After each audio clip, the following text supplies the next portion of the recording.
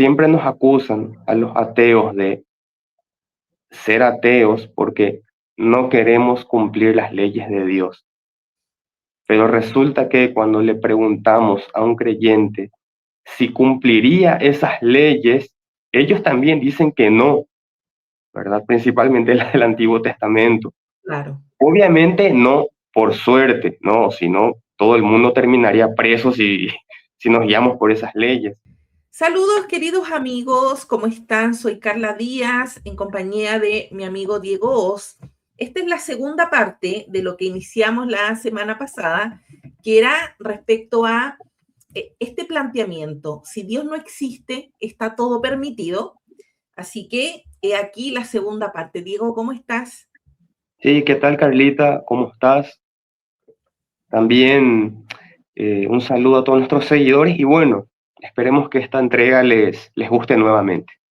Sí, bueno, dijimos la semana pasada que era necesario hacer una segunda parte porque el tema era extenso, era un poco denso, había mucha información. La semana pasada, si bien se abrió el tema, dimos varios planteamientos, hoy día teníamos que continuar profundizando. Por ejemplo, el tema de la influencia en los códigos que observamos, que leemos en el Pentateuco o en la Torá, respecto a cómo esta influencia proviene principalmente de Mesopotamia.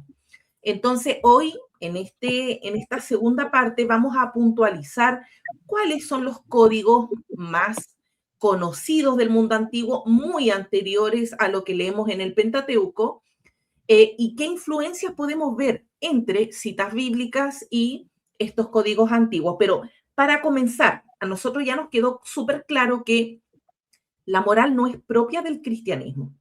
La moral ni siquiera es propia del judaísmo, ya que sabemos que el cristianismo nace a partir del judaísmo, pero tampoco es algo original ni de pertenencia por parte del judaísmo. O sea, la moral es anterior, muy anterior a el origen de cuando se establecen las religiones, cuando se establece la escritura, cuando se establecen los códigos de leyes, cuando ya el ser humano comienza a organizarse, regirse por reglamentos, ordenarse en la sociedad, en la vida cotidiana, mucho antes que todo eso existiese ya inmoral.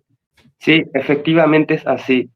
De hecho, este, por ejemplo, es un argumento del apologeta cristiano Frank Turek. Él dice que supuestamente nosotros, los ateos, para decir que algo está mal, tomamos las leyes morales de Dios para decirle a Él que tal cosa es buena y tal cosa es mala. Pero esta ya es una falacia, porque Él asume que la moral es, digamos, de propiedad intelectual del cristianismo, ¿no? Que fue ese Dios quien lo inventó y no otro. Sin embargo, como estuviste explicando, ya las reglas morales existían de hace más tiempo. Inclusive, si nosotros queremos jugar a esta idea de quién le roba a quién, entonces el cristianismo le robó muchísimas ideas a, a la filosofía griega, al derecho romano y a otras culturas también para poder reestructurar su sistema. Entonces, ahí ya comenzamos con una de las tantas falacias que dicen los apologetas cristianos respecto a la moralidad que según ellos viene del cristianismo. ¿Qué hay de original en el cristianismo? ¿Qué podemos observar que sea propio del cristianismo, que sea algo que nace a partir de ello? Sí, la base fundamental del cristiano, el creyente que cree que se aferra por fe a la muerte y resurrección de Jesús, o sea, ni la muerte y resurrección es algo original del cristianismo. O sea, tenemos en el mundo antiguo, tenemos desde Egipto muerte y resurrección con el dios Osiris. Tenemos en Mesopotamia muerte y resurrección de otros dioses. Tenemos en Canaán muerte y resurrección de otros dioses. Entonces, ¿qué podemos ver original en el cristianismo? O sea, ya entendemos que el tema moral tampoco es original, tampoco es propio de ellos. Hoy en día que a nosotros los ateos nos quieran decir que el tema moral nace gracias al cristianismo, gracias a su Dios cristiano, que tampoco es propio del cristiano. El Dios en el que creen los cristianos es tomado del judaísmo. Y si nos vamos más atrás, ese Dios tampoco es original del judaísmo. Entonces, si nosotros queremos contextualizar esta idea, tampoco es como que ellos en ese periodo toman y roban la idea, sino que esas religiones, esas creencias van influyendo, van bebiendo de otras ideas, de otras creencias, pero hoy si a nosotros los ateos nos dicen que todo esto nace a partir del cristianismo, desde ya podemos darnos cuenta y tenemos suficientes argumentos para decir que no, ni la moral, ni el Dios cristiano, ni las ideas cristianas, ni las doctrinas cristianas, nada es original ni propio del cristianismo. Correcto, correcto. Sí, a ver, esto simplemente se trata de desmentir los argumentos erróneos que tienen los apologetas para defender la moralidad desde el cristianismo y atacar la postura atea. Como bien explicamos hace rato, lo que propone Frank Turek es totalmente errado, porque como dije, él ya asume que la moral viene del cristianismo. Como también, por ejemplo, tenemos el caso del más famoso apologeta de William Lane Craig, donde él plantea la postura de que si no existe Dios, entonces existe el caos, reduciendo todo a una falacia de falsa dualidad, donde todo tiene que resumirse únicamente a dos opciones y donde una de las opciones es solo tu deidad y donde la otra opción es la anarquía. Cuando, como dijimos en el video anterior, los datos nos arrojan que las personas no creyentes no precisamente siguen una vida de desorden, ¿no? Entonces, ese también es un pensamiento errado, ¿no? De los apologetas. Reducir solo a dos opciones, como si esas fueran las únicas.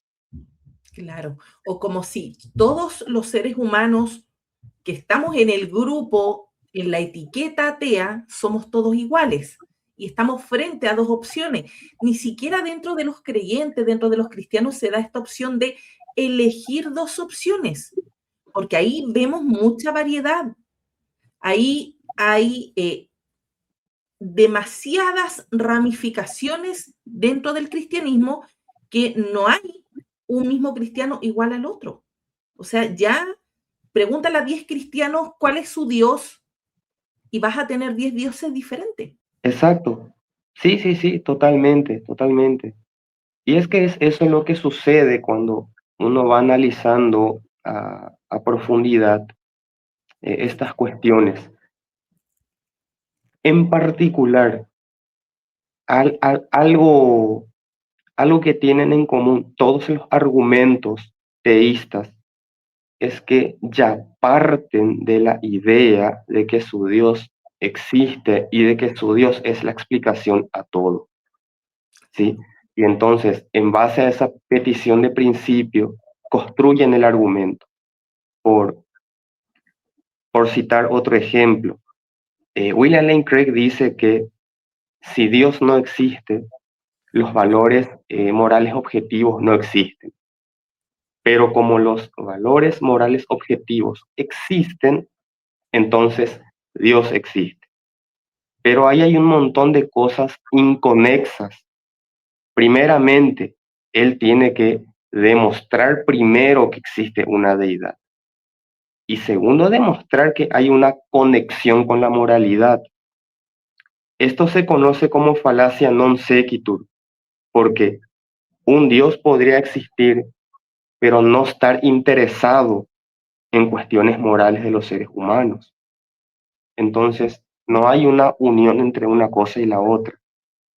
Y segundo, que si entendemos ya que la moralidad es objetiva, es irrelevante si existe o no un Dios. Entonces vemos hay cosas que son inconexas, vemos peticiones de principios, entonces ahí se va desenmarañando un poco todo esto. Ujú.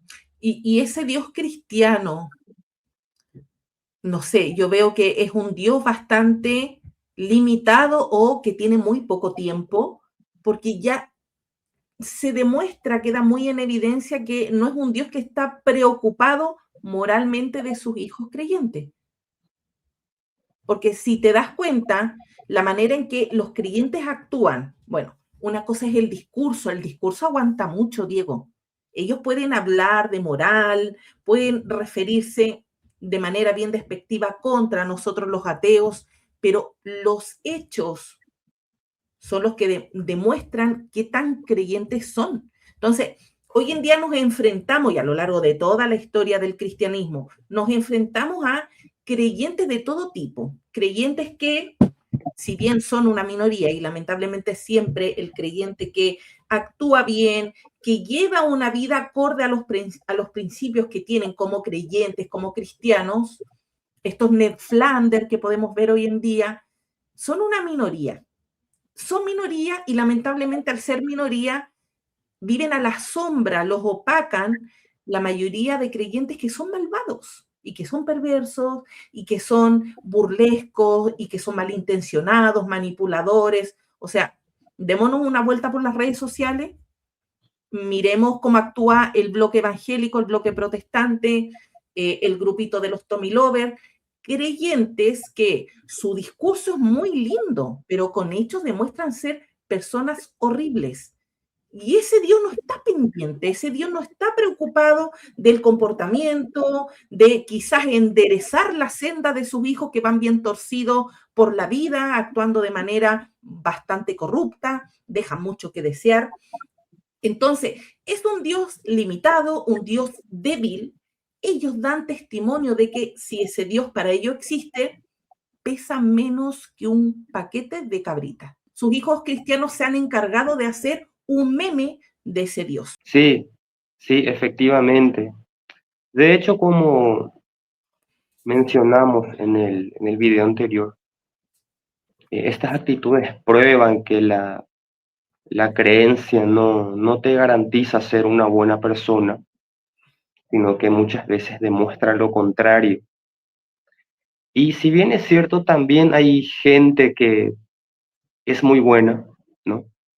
Eh, Eso también es, digamos, digno de análisis, ¿no?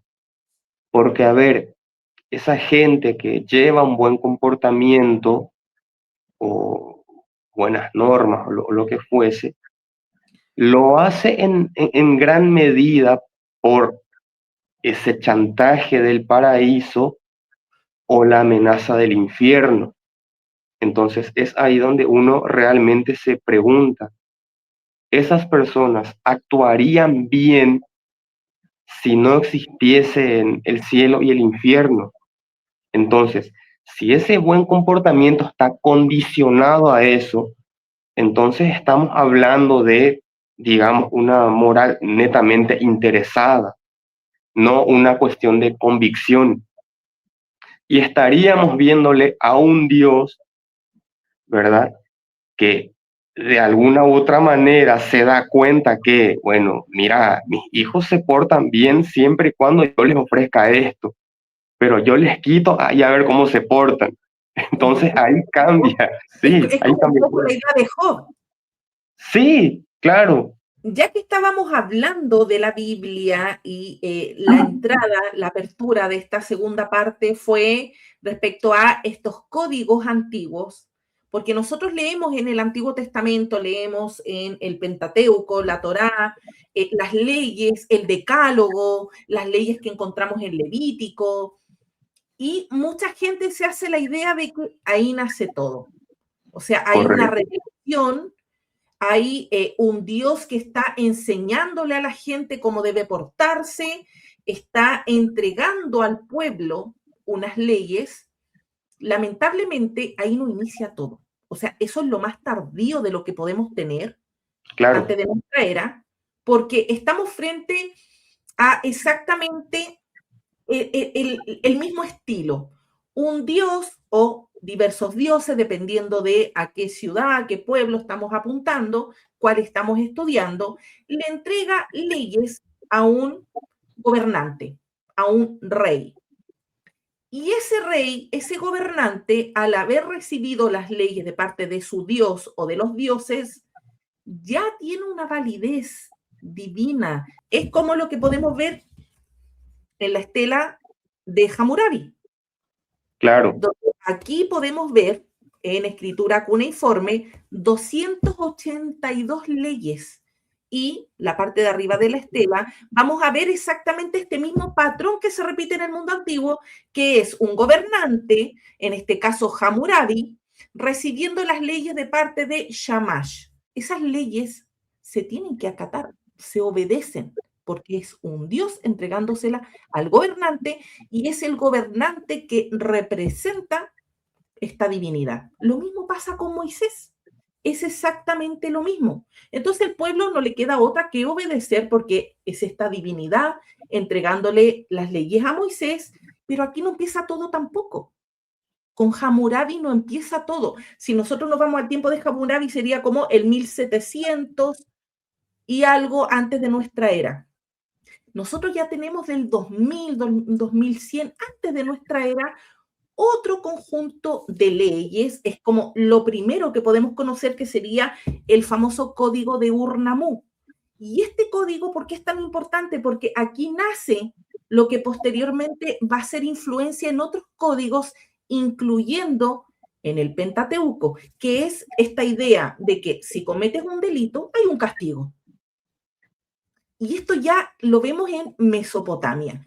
Entonces vamos a tener código de Ur-Nammu en Mesopotamia, un código de Eshnunna, otro código de Lipi-Shtar, vamos a llegar al código de Hammurabi y luego vamos a llegar a las leyes del Decálogo, que se repite 2 veces en Éxodo y Deuteronomio, vamos a llegar a estas leyes que vemos en Levítico. Entonces vamos a conocer muchísima influencia y por aquí yo tengo unos tips para poder mostrarle a la gente algunos pasajes y se den cuenta la influencia que hay entre estos códigos antiguos, Eshnunna, Ur-Nammu, Lipi-Shtar, Hammurabi y la Biblia. Por ejemplo, Eshnunna, que se ve, vamos a dejar acá en la caja de descripción de este video algunas páginas para que la gente pueda visitar, leer e interiorizarse más en estos temas. Pero, por ejemplo, nosotros nos vamos a Levítico 19:20. Si un hombre se acuesta maritalmente con una mujer que es una sierva perteneciente a otro, una esclava, sin que haya sido rescatada ni liberada, será él castigado, pero no con pena de muerte, pues ella no era libre. Esta idea también la aborda el código de Shuna. Luego tenemos Éxodo 21, versículos 28 al 32. Si un buey acornea a un hombre o a una mujer y le causa la muerte, el buey será apedreado y no se comerá su carne, pero el dueño del buey quedará exculpado. Mas si el buey acorneaba ya desde tiempo atrás y su dueño, aún advertido, no le vigiló, y ese buey mata a un hombre o a una mujer, el buey será apedrado y también su dueño morirá. Si se le impone un precio por ello, dará en rescate de su vida cuanto le impongan. Esta idea del buey que cornea ya también se encuentra en estos códigos de Shnuná, donde la responsabilidad del dueño de un buey que mata a otra persona o a otro animal, eso lo distingue la Biblia, el buey si era conocido se rastrea la peligrosidad previa que pueda tener. Ya son ideas que están pululando por Mesopotamia y al momento que se está también armando, organizando un código de leyes para el Antiguo Testamento, para un contexto hebreo, ellos conocen las leyes antiguas mesopotámicas, conocen lo que luego también va a reflejarse en Canaán. Entonces, no es algo que nace en el Antiguo Testamento, no es algo inspirado por el Dios del Antiguo Testamento y por lo tanto es lo real y es lo verídico. No es así, o sea, esto ya existe desde mucho antes. Y el último, que sería el famoso la ley de Talión, el ojo por ojo, diente por diente. Eso también que lo encontramos en Éxodo 21-24, también está en Levítico y Deuteronomio. Esta idea, que es como el pilar del código de Hammurabi, ya también está, lo vemos desde Ur-Nammu. Entonces, nada de lo que leemos y que pensamos que es original bíblico, nada nace ahí. Todo tiene una influencia a partir de algo anterior. A principios de nuestra era, cuando ya se están desarrollando los primeros siglos del cristianismo, tenemos al menos unos 2 milenios donde se está estructurando y se está organizando códigos, sociedades, vidas cotidianas que luego van a influir en ese cristianismo. Insisto, nada de lo que vemos en el cristianismo es original. Sí, efectivamente es así. Pero, a ver, obviamente nosotros entendemos que todas esas leyes, como venimos mencionando, pertenecen a una época primitiva de la humanidad. Obviamente hoy día, por suerte, ya nadie aplica la ley del talión. El problema del teísmo, ¿no? O sea, en específico del cristianismo, es cuando ellos creen que estas leyes son inmutables y buenas porque las dicta su deidad. Y esto termina siendo problemático, ¿no? Porque, como se diría desde el dilema de si algo es bueno porque Dios dice que es bueno o es bueno porque intrínsecamente es bueno. Si algo es bueno porque es intrínsecamente bueno, entonces no es necesario la creencia de una deidad. Pero si algo es bueno porque Dios dice que es bueno, entonces tenemos un problema. Porque si Dios dice que desvivir gente es bueno, entonces ¿cuál sería la posición del teísta ahí? Y de hecho es lo que muchas veces lleva a los este, teístas a justificar todo lo que dice el Antiguo Testamento. Ahora bien, hay una particularidad interesante, porque siempre nos acusan a los ateos de ser ateos porque no queremos cumplir las leyes de Dios. Pero resulta que cuando le preguntamos a un creyente si cumpliría esas leyes, ellos también dicen que no, ¿verdad? Principalmente las del Antiguo Testamento. Claro. Obviamente no por suerte, no, sino todo el mundo terminaría preso si nos guiamos por esas leyes. Pero simplemente con esto damos a entender lo problemático de tratar de justificar esas leyes partiendo de la idea de que esas leyes son buenas porque un Dios las dice que son buenas. Ujú. Entonces, ahí se ve un poco la contradicción en tratar de Sí. justificar esas normas. Ajá. Y bueno, si nosotros avanzamos por toda esta era, el periodo, por ejemplo, medieval, pero nos quedamos como en este periodo medieval y al final del periodo medieval donde ya vemos esta presencia de el Renacimiento, donde está muy presente el humanismo.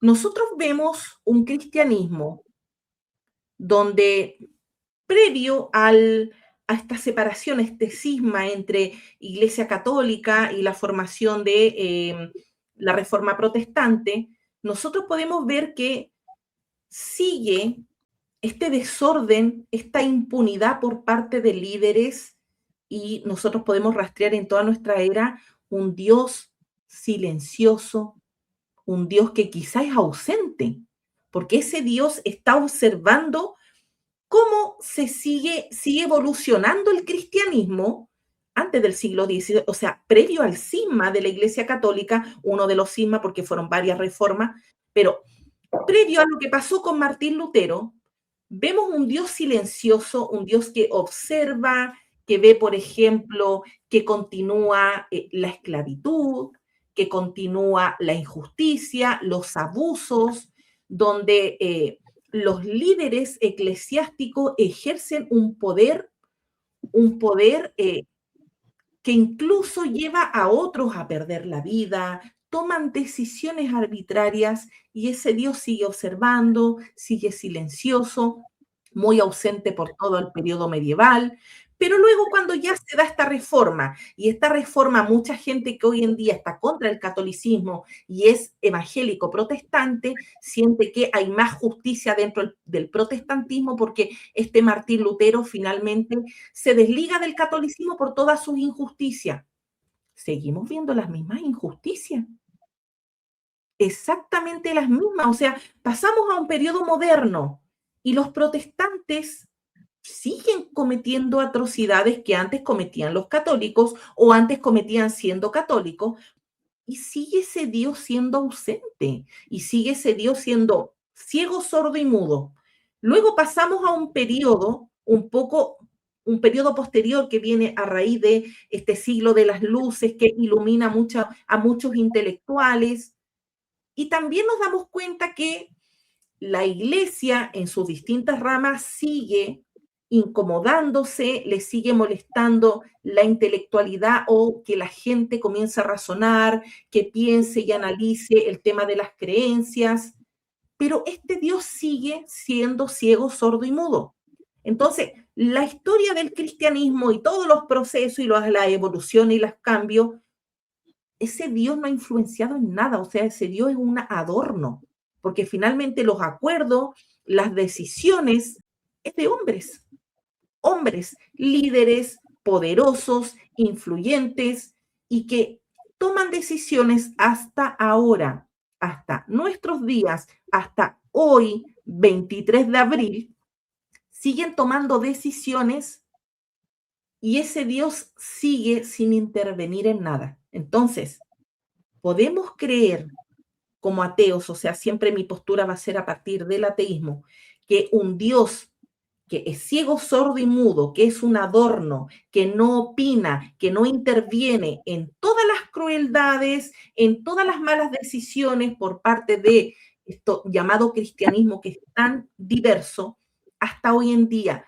existe, y si existe, ¿de qué nos sirve? O sea, ¿sirve de algo? ¿Le sirve de algo a la humanidad que exista un Dios cuando los seres humanos terminan tomando la decisión y tienen la última palabra? Sí, a ver, es que por eso nuevamente volvemos a decir lo mismo, eh, de que es una falacia atribuirle la cuestión de la moralidad a una deidad, porque no tiene nada que ver ante la total indiferencia que vemos. Sí, Entonces, solamente hay dos caminos. O existe un Dios, pero no le interesan las cuestiones morales de los seres humanos, o no existe. claro.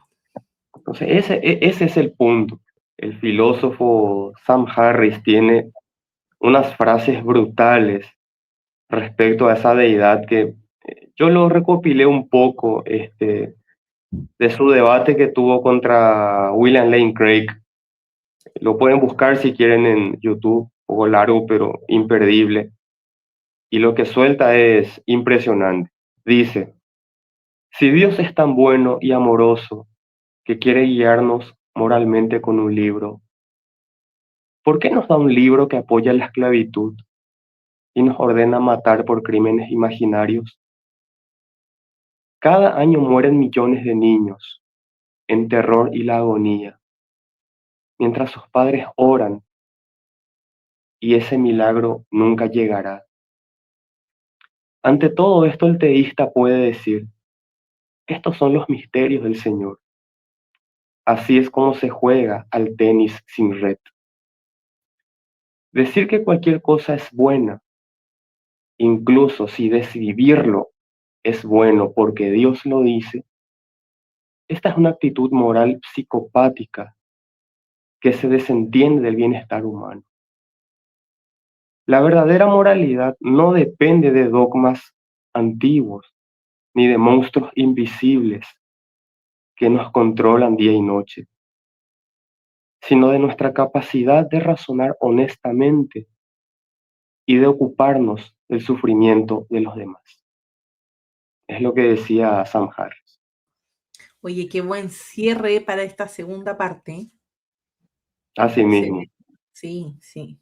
Si Dios no existe, todo está permitido, o sea, ya nos queda claro que no necesitamos creer en un Dios para hacer las cosas bien. Entonces, no exactamente, creemos en ese Dios y tampoco creemos que está todo permitido. Lo que vas a hacer daña a otra persona, perjudica a otra persona, no lo hagas así de simple. ¿Y necesitas que exista un Dios para no hacerlo? No. exactamente, tal cual. Así que, bueno, esperemos que esto les haya gustado y que sigan indagando sobre el tema. Exacto. Nos vemos. Adiós, Adiós. amigos. Chau, chau.